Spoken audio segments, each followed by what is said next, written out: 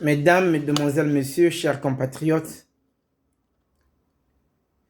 en pensant à tous les Congolais qui, au fil de leur parcours, ont quitté leur pays pour des raisons particulières ou pour étudier, travailler, construire leur avenir à l'étranger, et à ceux qui n'ont pas eu l'occasion de revenir sur leur terre natale, je souhaite adresser mes sincères remerciements au gouvernement de la République du Congo, ainsi qu'à l'ensemble des autorités, des services concernés et des partenaires qui ont contribué à l'organisation du retour de nos compatriotes de l'Afrique du Sud. Le retour des citoyens dans leur pays est toujours un moment important. Un témoignage des liens qui unissent chaque Congolais à sa nation, où il se trouve dans le monde. À vous, chers compatriotes qui rentrez au pays, soyez les bienvenus. Recevez nos salutations, nos encouragements. Vous revenez avec des expériences de vie, de compétences professionnelles, des connaissances techniques et une ouverture sur d'autres réalités. Le Congo, c'est dur.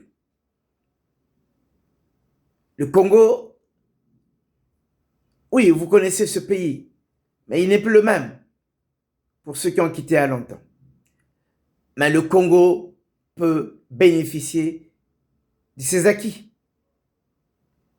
Nous vous encourageons donc à les mettre selon vos possibilités au service de notre communauté,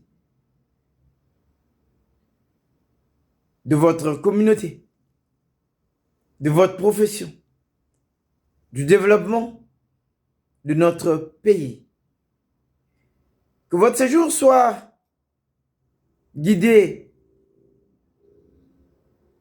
en Afrique du Sud parce que cela a été motivé par les études, le travail, les affaires ou d'autres raisons. Votre expérience constitue un capital humain très précieux. Votre retour peut être le début d'une nouvelle contribution au développement national. J'encourage les autorités à parcourir l'ensemble des faits et à poursuivre leurs efforts afin d'encourager, d'accompagner, dans le respect des lois et des moyens disponibles, les citoyens qui souhaitent revenir et s'intégrer durablement dans la vie économique et sociale du pays. J'adresse également un message à nos compatriotes qui vivent encore au Congo, vivant au Congo. Accueillons nos frères et nos sœurs, nos enfants, avec respect, dignité et fraternité. Le vivre ensemble, c'est tout ça.